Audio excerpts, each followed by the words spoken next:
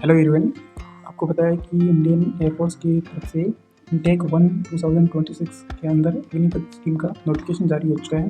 इसके अंदर रजिस्ट्रेशन होना स्टार्ट हो चुकी है। 7 जनवरी से ये रजिस्ट्रेशन होगी और 27 जनवरी तक लास्ट डेट रहेगी।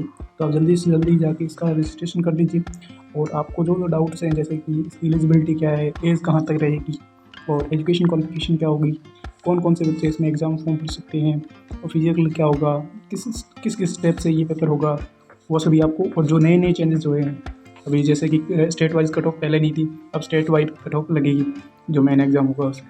तो हम इस सभी को डिस्कस करेंगे और कम्प्लीटली आपको इस वीडियो में बताया जाएगा। अभी तक आपने वीडियो को सब्सक्राइब नहीं किया, चैनल को सब्सक्राइब नहीं किया, चैनल को सब्सक्राइब कर लीजिए और वीडियो को लाइक कर दीजिए। तो चलिए स्टार्ट करते हैं। तो सबसे पहले आपको पता चल चुका है ये फॉर्म कब तक भरा जाएगा।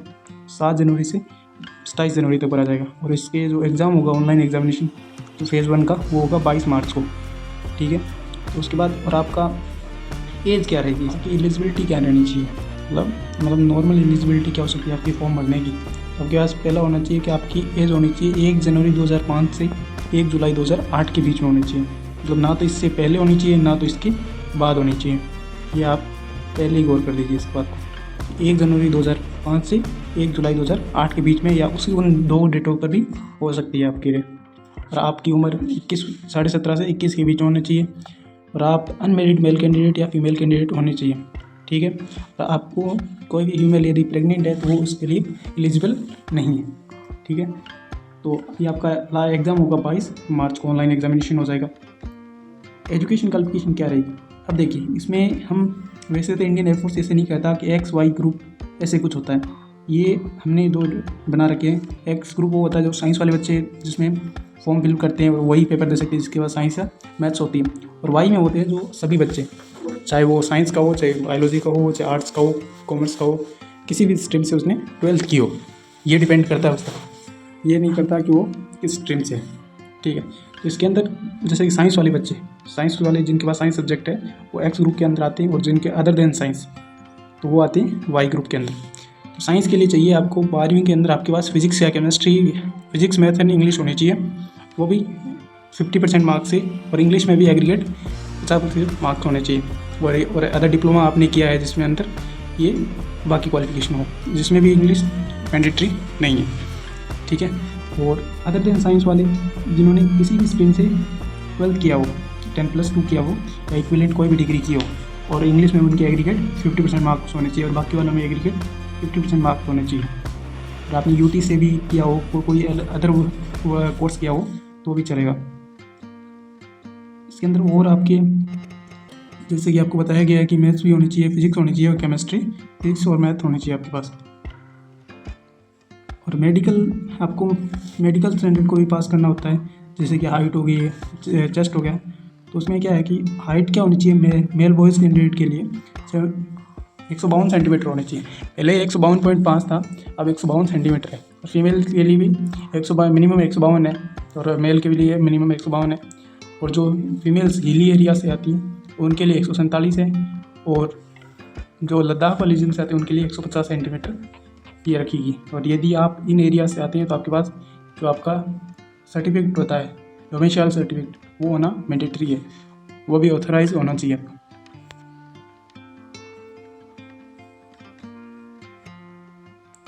आगे बात करते हैं वेट का।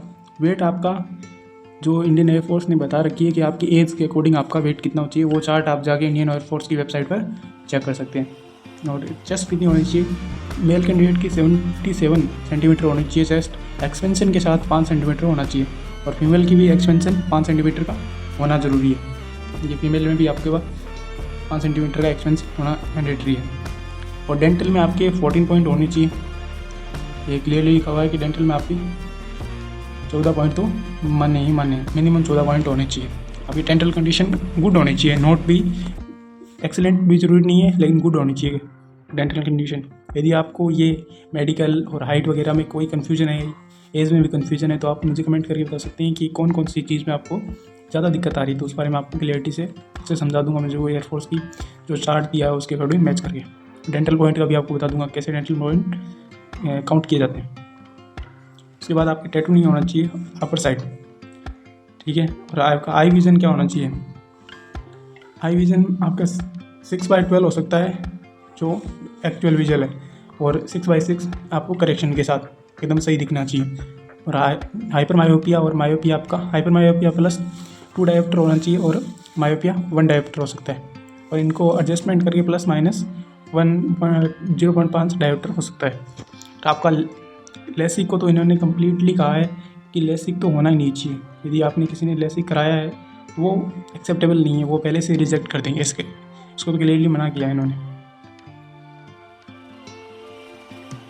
और बाकी टर्म एंड कंडीशन आपको पता ही है कि 4 साल के लिए आपको ये सर्विस देनी है।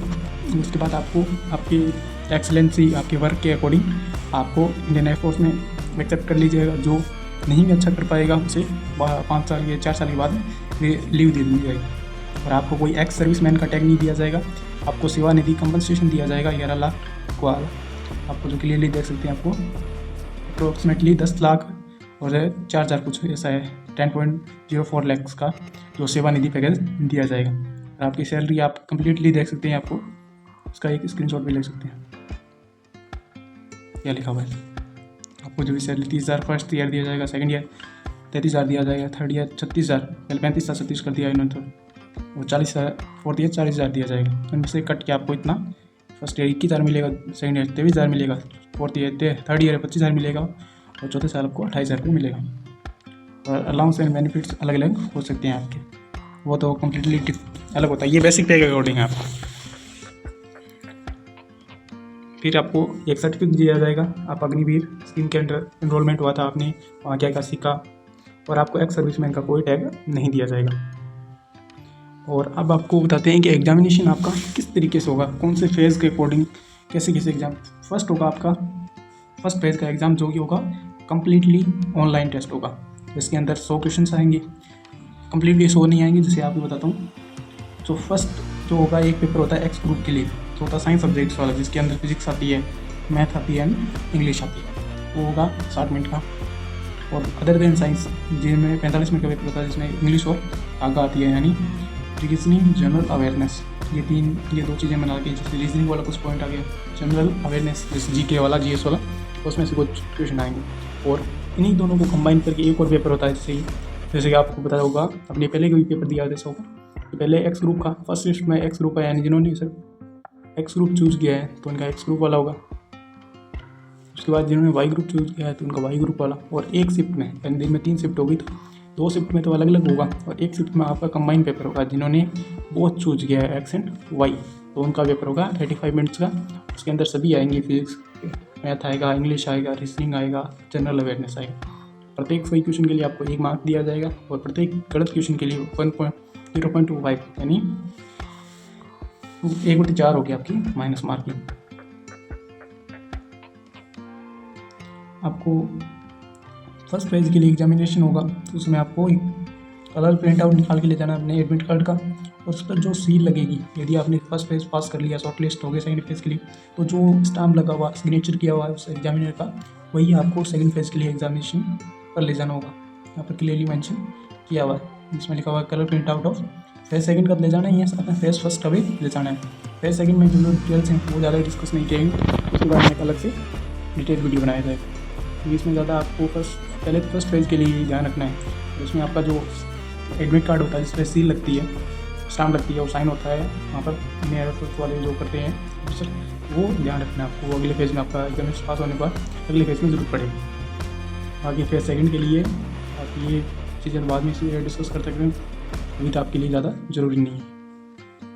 आपके लिए अभी है फिजिकल वाला ज़रूरी, तो यहाँ इतना तो पता चल गया। पहले फर्स्ट फेज़ होगा, उसके बाद सेकंड फेज़ होगा, और उसी में फिजिकल होगा। फिजिकल में पहले होगा 1600 मीटर रनिंग होगी, 1.6 किलोमीटर रनिंग होगी विदिन 7 मिनट। 7 मिनट के लिए आपको मेल को 7 मिनट में करनी होगी, फीमेल को 8 मिनट में करनी होगी। उसके बाद आपको 10 मिनट का ब्रेक दिया जाएगा। उसके बाद आपको 10 पुशअप्स लगाई जाएंगी 1 मिनट के अंदर। टाइम पीरियड आपको 1 मिनट दिया जाएगा, और बाद में आपको 10 मिनट का ब्रेक दीजिएगा। 10 मिनट का ब्रेक के बाद आपको सिटअप लगाई जाएगी, और उसके बाद आपको 20 स्क्वाट्स लगाई जाएंगी मेल के लिए। फीमेल के लिए 10 स्क्वाट्स है, 15 स्क्वाट्स हैं, 10 सिटअप्स हैं, ठीक है। इनके लिए भी आपको आप ऑनलाइन भी सर्च कर दे सकते हैं, सिटअप्स पुशअप्स या किस तरीके से होते हैं एयरफोर्स में, तो वो भी आप टाइमिंग लगा के अच्छे से कर सकते हैं। वहाँ पर एकदम स्ट्रेस में होगा काम, मतलब आपको जस्ट पहले पुशअप लगाया, उसके बाद सिटअप के लिए लेंगे, बाद स्क्वाट्स के लिए लेंगे, आपको ज़्यादा टाइम नहीं दिया जाएगा तो रिलैक्स होने के लिए। ये इसी तरीके से होगा। बाकी मेडिकल एग्जामिनेशन होगा, आपके अंदर कोई भी डिसेबिलिटी नहीं होनी चाहिए, आपका कंप्लीट एकदम सही होना चाहिए। क्योंकि आर्मी का मामला है तो आपको 1% भी आपको छूट नहीं दी जाएगी किसी भी मामले में। ऑनलाइन आप फॉर्म कैसे भर सकते हैं, तो इसके लिए आपको कौन कौन से डॉक्यूमेंट चाहिए होंगे। जैसे कि पहला आपके पास एग्जामिनेशन, आप ऑनलाइन फॉर्म फिल कर रहे हैं तो आपको 10वीं की मार्कशीट होनी चाहिए, आपके पास डोमिसाइल सर्टिफिकेट होना चाहिए जो आप भरेंगे उसमें, क्योंकि आपके पास डोमिसाइल लागू हुआ है कि आपका कट ऑफ निकलेगी वो डोमिसाइल के अकॉर्डिंग निकलेगी, तो उसमें आपके पास डोमिसाइल सर्टिफिकेट होना जरूरी है। और 12वीं मार्कशीट होनी चाहिए, जो भी आपने किसी भी तरीके से 12वीं की है, यानी ITI किया है उसके अकॉर्डिंग 12वीं की है, तो आपने कोई वॉलेंट्री कोर्स किया है दूसरा उसके अकॉर्डिंग 12वीं की है, तो वो आपने जो भी आपके पास सर्टिफिकेट है वो रखना है। और पासपोर्ट साइज़ फ़ोटो रखनी है, वो क्या नहीं होनी चाहिए आपकी नवंबर 2024 से पहले नहीं होनी चाहिए। ये बात खास करके ध्यान रखिएगा, नवंबर 2024 से पहले की नहीं होनी चाहिए, क्योंकि उसमें आपको डेट डालनी होगी कि फ़ोटो आपको कैसे खिंचानी है। एकदम स्लेट पकड़ के आगे क्लियरली पहले अपना नाम लिखना है, नीचे डेट ऑफ फ़ोटो लिखनी है, क्लियरली यहाँ पर लिखा हुआ है डेट ऑफ, आपको फ़ोटो लिख के फ़ोटो खिंचवानी है, एकदम जस्ट पर अपना डेट ऑफ फ़ोटो लिख लेना, वहाँ पर ऊपर नाम लिख लेना अपना, जैसे XYZ आपका कोई सोहन नाम हो गया, जिसे DOP डेट ऑफ फ़ोटो लिख के स्लेट के साथ फ़ोटो खिंचा लेना और उसको अपलोड करना है। फ़ोटो आपकी 10 KB से 50 KB के बीच होगी। यदि आपको ऑनलाइन फॉर्म भरना है खुद से, इसके बारे में आप कमेंट कर सकते हैं कि हमें ऑनलाइन खुद से फॉर्म भरना सिखाओ, किसी और भैया को नहीं देना, आपको कोई किसी ई-मित्र पर नहीं जाना, तो आप खुद भर सकते हैं अपने इच्छानुसार। उसके लिए आपको 10 से 50 KB के बीच में आपकी फ़ोटो होनी चाहिए, और आपका थंब एक्सप्रेशन यानी आपका अंगूठी का निशान होना चाहिए, वो भी लेफ्ट थंब का। सिग्नेचर होना चाहिए, वो भी 10 से 50 KB के बीच में।